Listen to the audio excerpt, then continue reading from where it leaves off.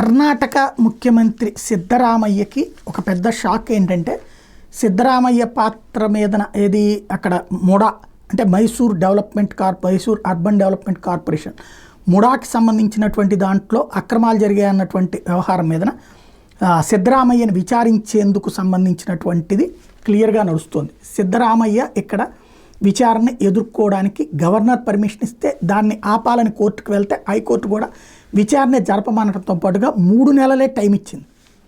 ఇది ఎవరికి ఇచ్చింది? లోకాయుక్తకి ఇచ్చింది. కర్ణాటకలో వాళ్ళకి పెద్ద సమస్య ఏంటంటే సిబిఐ నుంచి తప్పించుకుంటున్నారు, ఈడీ నుంచి తప్పించుకుంటున్నారు. ఆ కేసులు ఏళ్ల తరబడి దశాబ్దాల తరబడి సాగిపోతుంది. అరెస్టులు కాకుండా బెయిల్ తీసుకోగలుగుతున్నారు, అంతా నడుస్తుంది. కానీ లోకాయుక్త కారణంగా రాజకీయ జీవితాలు తల్లకిందులైనటువంటిది అక్కడ ముఖ్యమంత్రులకి మాజీ ముఖ్యమంత్రులకు ఉంది. యడ్యూరప్ప లోకాయుక్త వాళ్ళని దెబ్బతిన్నాడు, అట్లాగే అనేక మంది మంత్రులు లోకాయుక్త వాళ్ళని దెబ్బతిన్నారు.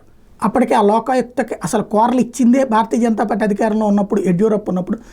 అదే లోకాయుక్త అదే యడ్యూరప్పని తర్వాత అరెస్ట్ చేసి తన రాజకీయ జీవితాన్ని భారీగా దెబ్బతీసింది. మళ్ళీ ఇటు తిరిగి అధికారంలోకి వచ్చినటువంటి యడ్యూరప్ప దాని కోరలు తీసే ప్రయత్నం చేసినా కోర్టులు అందుకు అంగీకరించలేదు. ఫైనల్గా ఇప్పుడు లోకాయుక్తకే ఈ ఆదేశాలు ఇచ్చారు. మరి ఇప్పుడు సిద్ధరామయ్య భవితవ్యం ఏంటి? ఇందులో లోకాయుక్త కనుక అతందే తప్పని తేలిస్తే గతంలోకి మళ్ళీ అరెస్ట్ అయ్యి జైలుకి వెళ్ళాలి, ఏదైతే యడ్యూరప్ప టైప్లో, అప్పుడు రాజకీయం మొత్తం డీకే శివకుమార్ చేతికి వెళ్తుంది.